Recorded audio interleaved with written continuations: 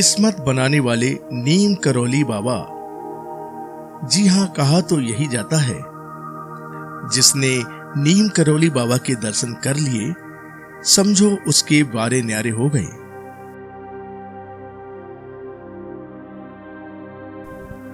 नैनीताल के कैची धाम के बाबा नीम करौली के भक्तों के नाम जब आप सुनोगे तो आप चौंक जाएंगे। देश ही नहीं, विश्व के विख्यात लोग बाबा के चरणों में अपना शीश झुकाते हैं।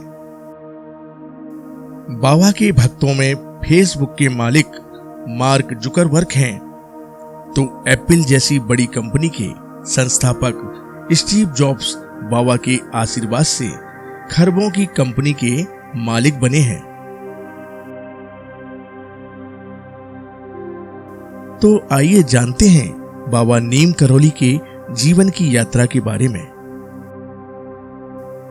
नीम करौली बाबा का जन्म लगभग 1900 में जिला फिरोजाबाद के एक गांव अकबरपुर में एक ब्राह्मण परिवार में हुआ था। इनके पिता श्री दुर्गा प्रसाद शर्मा एक जमींदार थे। नीम करौली बाबा का बचपन का नाम लक्ष्मण दास शर्मा था।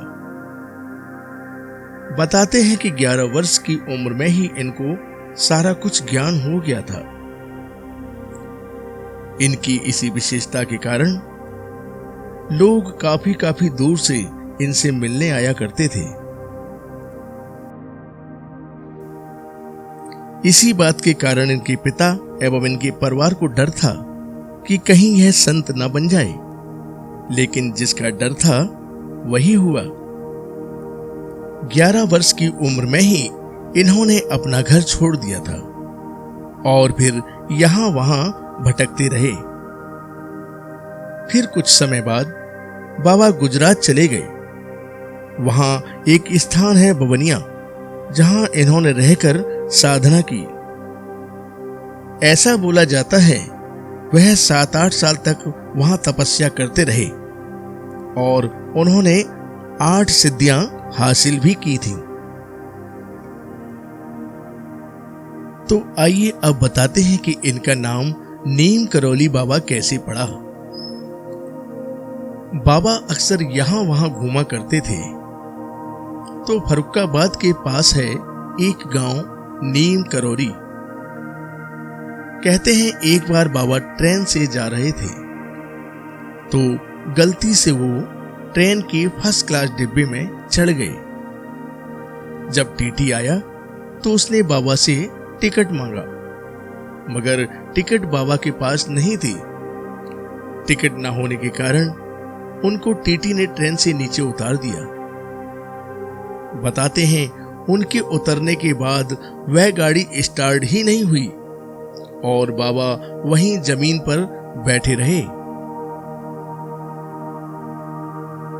इस बात का एहसास जब ड्राइवर और टीटी को हुआ तो वो बाबा से आकर माफी मांगने लगे और बाबा को ट्रेन में आने का आग्रह करने लगे। कुछ देर बाद बाबा मान गए और ट्रेन में बैठ गए। बाबा के बैठते ही ट्रेन चल पड़ी। लेकिन बाबा ने ट्रेन में बैठने से पहले अपनी 2 शर्तें रखी। पहली शर्त कि अब आप किसी भी साधु संत को ऐसे किसी भी डिब्बे में बैठने पर परेशान नहीं करेंगे, और दूसरा कि आपको इस स्थान पर एक स्टेशन बनवाना पड़ेगा। रेलवे डिपार्टमेंट ने बाबा की दोनों ही शर्त मंजूर कर ली और वहां पर एक स्टेशन बनवा दिया, जिसे नीम करौली स्टेशन के नाम से जाना जाता है।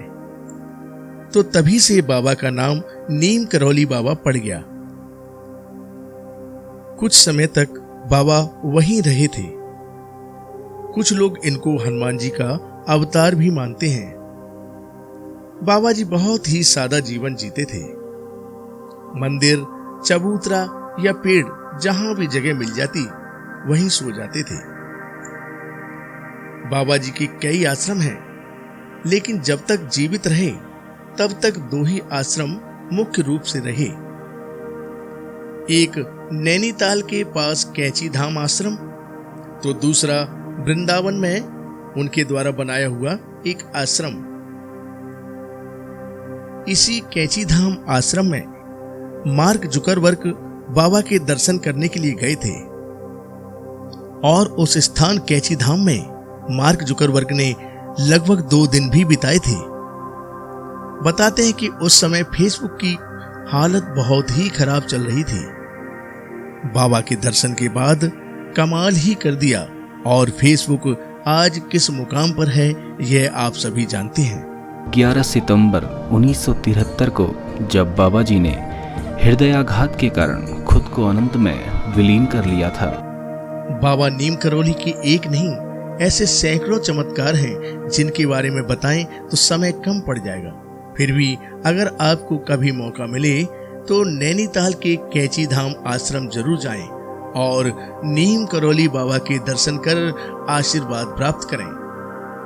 अगर आपको ये वीडियो अच्छी लगी हो तो हमारे चैनल रवि राघव को सब्सक्राइब करें, लाइक करें, शेयर करें और ऐसी वीडियो देखने के लिए हमेशा प्रोत्साहित करते रहें। आपका अपना दोस्त रवि राघव। जय हिंद, जय भारत, वंदे मातरम।